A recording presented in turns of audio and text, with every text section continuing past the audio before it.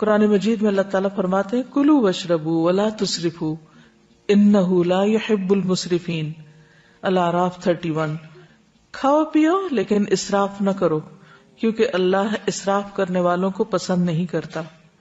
نبی صلی اللہ علیہ وسلم نے فرمایا کھاؤ اور پیو اور پہنو اور صدقہ کرو لیکن اسراف نہ کرو اور تکبر نہ کرو، یعنی کھانے پہ بھی فخر نہ کرو اور اسی طرح لباس پر بھی نہیں، کیونکہ کھانا پینا لباس یہ چیزیں ہیں جن کی وجہ سے لوگ اپنے آپ کو دوسروں سے بڑا سمجھنے لگتے ہیں، اگر کسی کو یہ نعمت دوسروں کے مقابلے میں زیادہ ملی ہو۔ کھانے پینے میں سادگی۔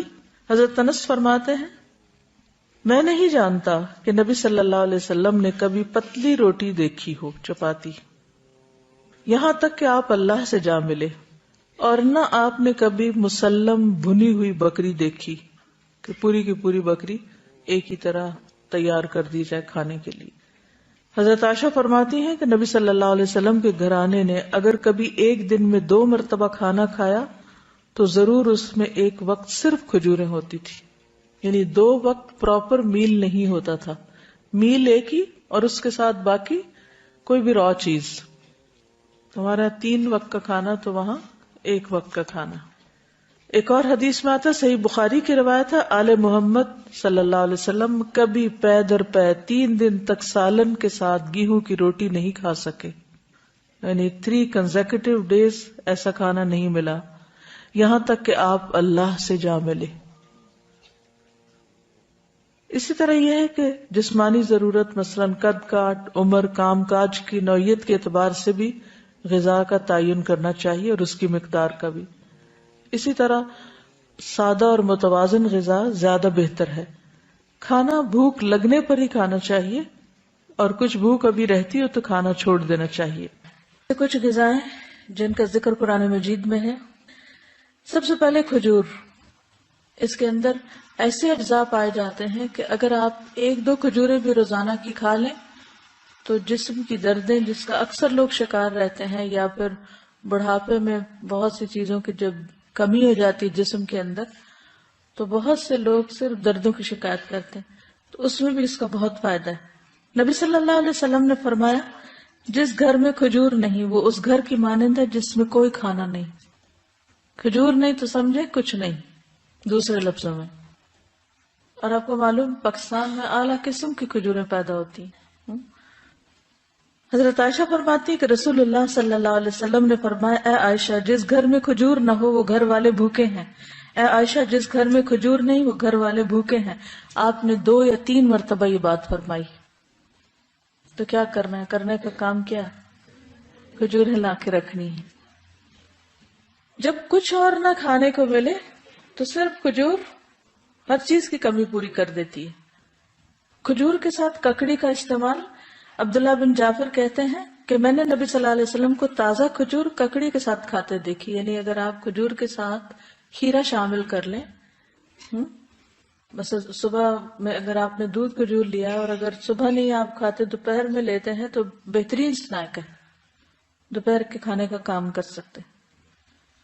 حضرت عائشہ کہتی کہ میری والدہ مجھے موٹا کرنے کی تدبیر کرتی تھی تاکہ میری رخصتی کر کے رسول اللہ صلی اللہ علیہ وسلم کی خدمت میں روانہ کرے، لیکن یہ مقصد کسی تدبیر سے حاصل نہ ہوا۔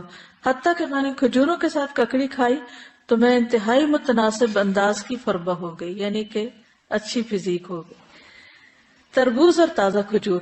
حضرت عائشہ کہتی ہے کہ رسول اللہ صلی اللہ علیہ وسلم تربوز اور تازہ کھجور ملا کر کھایا کرتے تھے اور فرماتے تھے ہم اس کی گرمی کا علاج اس کی ٹھنڈک سے اور اس کی ٹھنڈک کا اس کی گرمی سے کرتے ہیں۔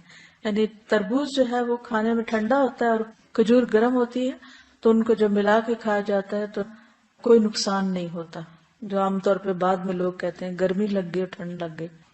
ایک صحابی سے مروی ہے کہ نبی صلی اللہ علیہ وسلم نے کچی اور پکی کھجور اور کشمش اور کھجور سے منع فرمایا، ان کو جمع نہیں کرنا چاہیے، کیونکہ کشمش جو ہوتی ہے وہ بھی گرم ہوتی، اور اگر کھجور کھائیں تو ان 2 چیزوں کو ملائیں نہیں۔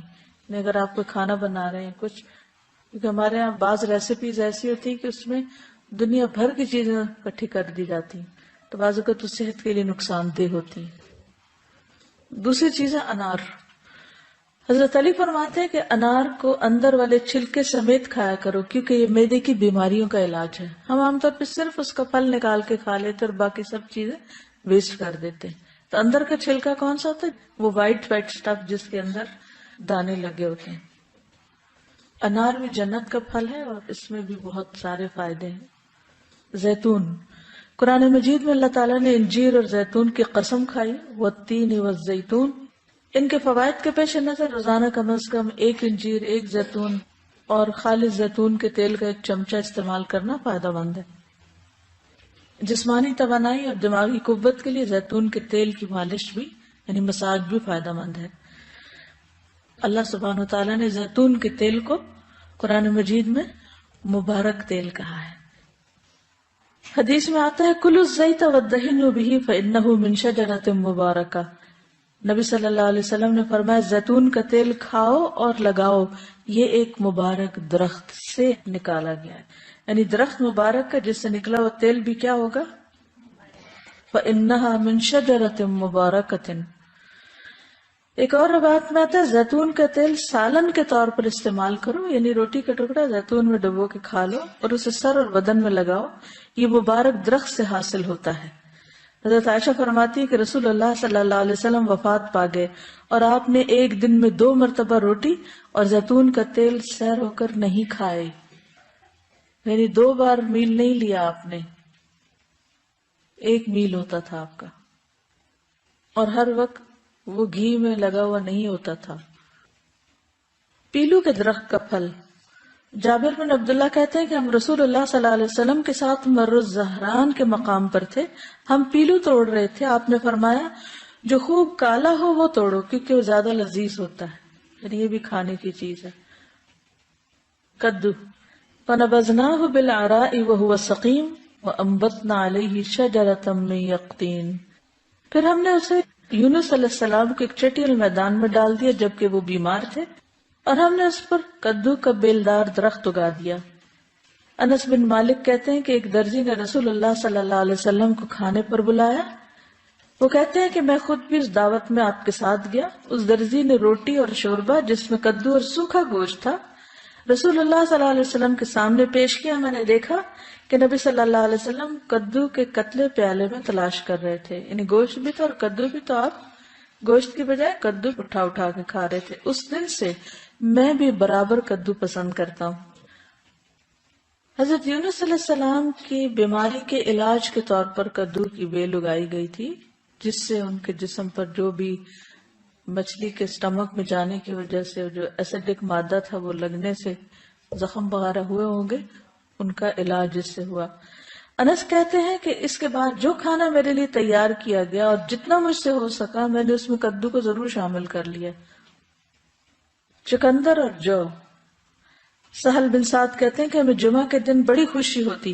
ہماری ایک بوڑھی خاتون تھی، وہ چقندر کی جڑیں لے کر اپنی ہانڈی میں پکاتی، اوپر سے کچھ جو کے دانے اس میں ڈال دیتی.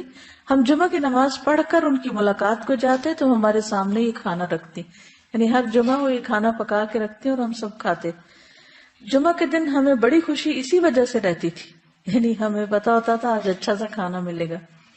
ہم نماز جمعہ کے بعد ہی صبح کا کھانا کھایا کرتے تھے. اللہ کی قسم نہ اس میں چربی ہوتی تھی نہ گھی، یعنی چقندر ہوتے تھے ابلے ہوئے اور اس کے اوپر جو کے کچھ دانے، پھر بھی خوش ہوتے تھے. ہمارا کیا حال ہے؟ کہتے اللہ کی قسم نہ چربی ہوتی تھی نہ گھی. اگر ہمیں کبھی بیماری میں بھی کبھی علاج کے طور پر بھی ایسی سبزی کھانے کو ملے تو ہم اپنے آنسو سے اس کو بھگو دیں.